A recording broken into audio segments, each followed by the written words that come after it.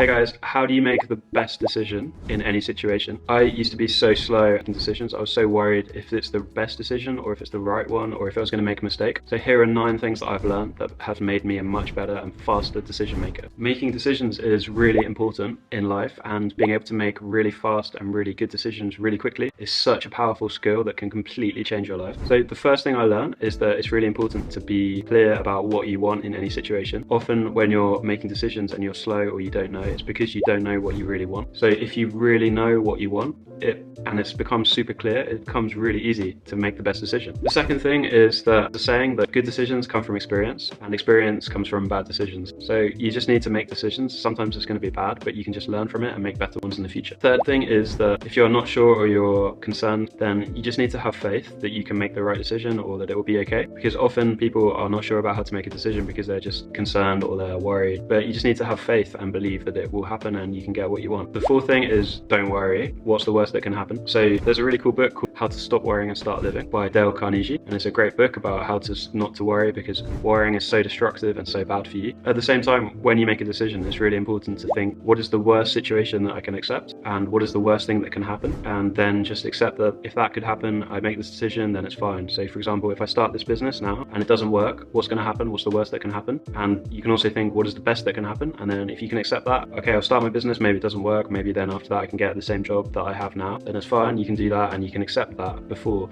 the worst case situation. The fifth thing is how to make decisions is you can also ask people for advice, but it's really important to ask people who you admire or who have done something that you want or who are where you want to be, because 99% of people will give you bad advice and many people will give you bad advice. So it's important just to listen to people who will give you good advice, who are where you want to be, but you can ask them for advice. But be careful that a lot of advice is bad advice. The sixth thing you can do is you can meditate on it. So you can think, this is what I want, this is my decision, and then just think about it and meditate and just think, what does feel right? What is the best decision? You can write it down and meditate on it. It's a really powerful way of making the right decision. Number 7, there's a really cool way to learn from decisions, and it's to record and write down everything about that decision that you are thinking about. And I have a template which you can download in the description. So when you're making a decision, you can go through and answer these questions, such as where do I want to be in 10 years? What will happen? What do I expect will happen from this? What is, like, all of these questions, you can just write it down, and then you'll have this record of the decision that you can learn from in the future. So you can learn from past decisions and you can come back and think, okay, maybe I made a mistake, but in the future I will be able to learn better and I will be able to make a better decision, or it will be able to refine your thinking. It's like a journal, and you can it can give you confidence that the decisions you made before were great decisions, or you can have some kind of perspective, because often when you make a decision it's pretty hard to evaluate what's the outcome going to be. So if you have these journals of decisions you made, you can then learn from it in the future.